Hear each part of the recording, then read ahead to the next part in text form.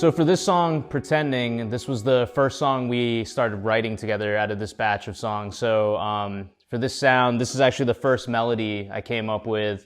And I remember, Kevin had more of a rhythmic part and Ethan had a really cool lead. And what I wanted to do was kind of supplement kind of a symphonic sound in the background and just, to kind of fill up the space without doing anything too busy over everything else that was going on. And another technique I've been using is basically taking a snapshot of a riff that's played in a song. So this chorus melody that I'm playing, I basically sample that part and I manipulate it through the DL4. I play back the sample in reverse at different parts in the song. So at the beginning of the song, it starts at halftime, reversed. And then later on in the song, it comes in double time.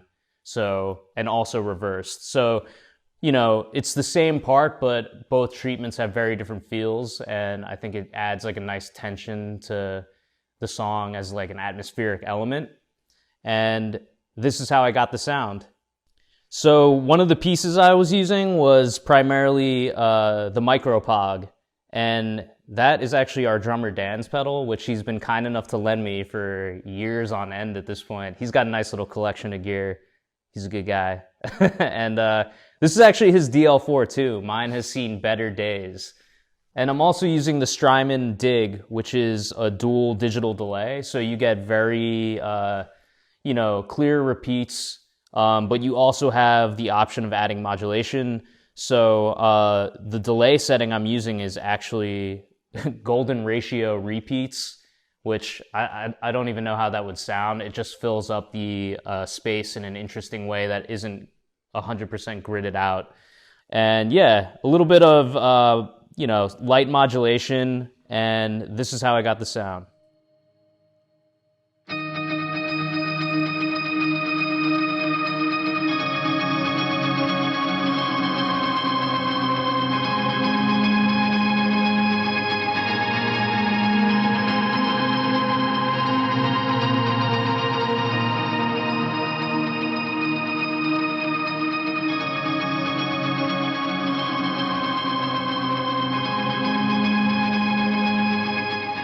So now that I have the loop in this pedal, what I do is I recorded it at halftime. So basically I can reverse it and I have the ability to speed it up as well. So this is how I use it throughout the song.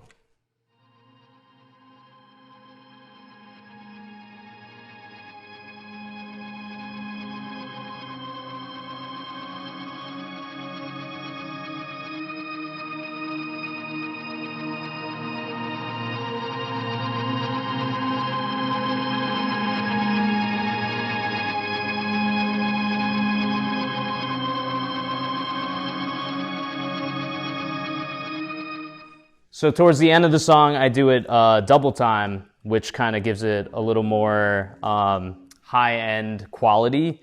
Yeah, it just adds a nice little tension as the song's building up towards the end.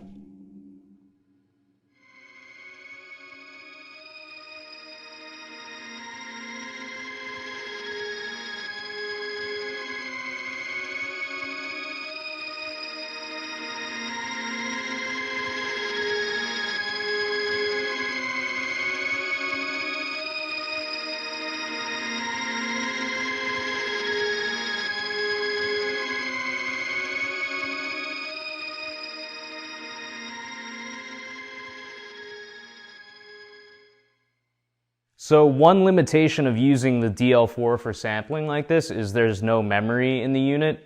So one workaround I do live is I actually have a secondary loop pedal on my board just to recall, previous things that I sample in.